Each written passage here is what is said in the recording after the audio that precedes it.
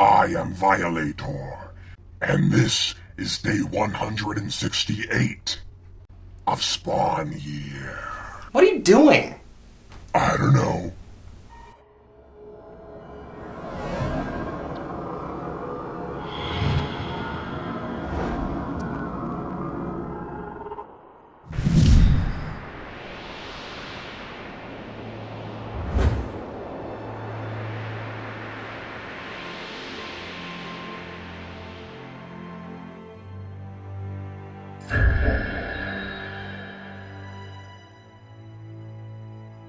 In the heat of the moment, sacrificing ourselves to save the people we truly love is the easiest choice we can make. At least, I think it would be for me.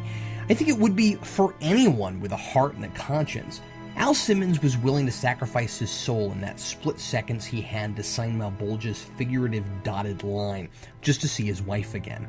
But if the choice had been become my hellspawn or she dies, he may have made that choice even faster.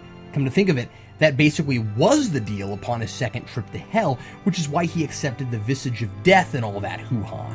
I'm still writing these infernal critiques in the hope of seeing my family again, but as horrible and unbearable an existence as it would be for me, if Doomsvince told me I had to do this for the rest of my life, with Sarah and Jason at gunpoint, I would agree to it without hesitation. But Halloween is all about the hard choices, and Spawn and Twitch, who I'd argue have become dual protagonists for this arc, are forced into an impossible corner, where in order to save the people they care most for, they must kill an innocent man. Great fiction puts us in the protagonist's shoes and compels us to ask ourselves what we would do in such an ethically precarious situation. I'd shoot myself to save my wife in a heartbeat, but could I shoot someone else? Neither Spawn nor Twitch gets to go out in a blaze of glory here. Someone has to get his hands dirty, or everybody's lives and their immortal souls are in jeopardy. Immediately, that's the Williams and the Fitzgeralds. Cog and Spawn's plan turns out to be deceptively simple, and I should have called it, given that 2 issues ago it's foreshadowed when Spawn pleads in vain to God in the middle of the dead zone.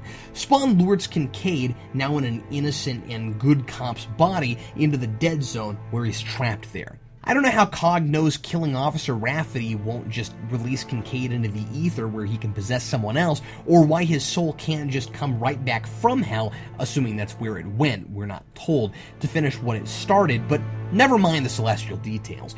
Halloween makes more sense out of all this material than anyone ever has, and the implications of the decisions our characters make matters more to me, and at least all the supernatural rules seem consistent within this story. After an intense, powerless battle in the dead zone, nice to see that place finally serves a real purpose other than making Spawn look stupid, Spawn is shocked when Twitch finally ends the struggle with a single gunshot. He's instantly beside himself with regret and disgust. He killed a good person, he admits, in the selfish pursuit of his own family's safety. This goal has motivated every choice he's made in the last 2 issues, and I've been so deep inside his head, I believe how much he cares about them, and also his overwhelming sense of justice. And so, this morally ambiguous act doesn't change my empathy for the man, especially because of the way this usually calm rock of a man finally breaks down in a state of utter devastation. He didn't do that when his wife and child were attacked on the subway. This should be what it takes to break a man like Twitch. The idea that Twitch is capable of making such a hard call is nicely introduced a couple issues back, when Twitch consoles Spawn about killing Billy back in issue 5, saying that he made what he thought was the right decision at the time, and that's all any of us can do. Masterful stroke from Halloween to end this with Twitch doing the same thing, and to the same man. Spawn and Twitch have a lot more in common now. They've both killed Billy Kincaid, and given how many people we've seen Spawn kill in this book, it wouldn't have been nearly as impactful and meaningful if he had been the one to do this. There are no 2 souls more kindred than those who have, on separate occasions, sent the identical person to hell. They're probably the only people who have ever done that. And yet, Twitch took a life and tragically had to sacrifice an innocent life for a reason. He didn't kill in the name of blind emotional vengeance as Spawn did. His choice, while motivated by love, was calculated and cold. The emotion came afterward. Destroying innocent lives is constantly presented here as a terrible evil. It's something Billy Kincaid, who narrates most of this issue, brags about loving to do, and something Spawn did in the second issue of this arc on accident. Twitch is the only one who does this deliberately with good intentions. It's up to the reader to decide if what he does is any better or worse than what Spawn did, though the universe seems to be on his side. The cop he shot didn't have that Knights Templar mark on his neck, meaning his soul at least got off scot-free. I really like that that isn't any comfort at all to Twitch.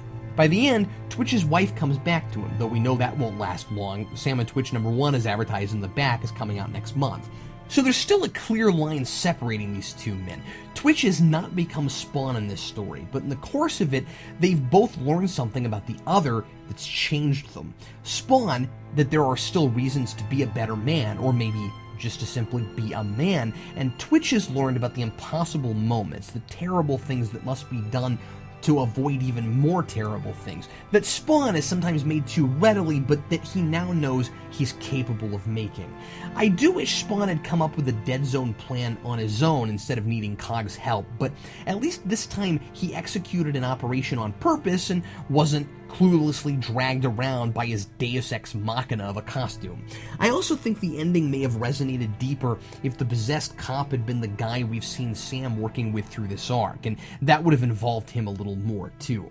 The fight between Spawn and Billy is really exciting and their banter is fantastic, but I have no idea how Spawn has enough time with a single triumphant punch to say shut the pound *% $ Saturn up. But wow, Spawn made me think hard about human psychology and ethics. I must be dreaming. Maybe I will slap myself in the face. Signed, Captain Logan.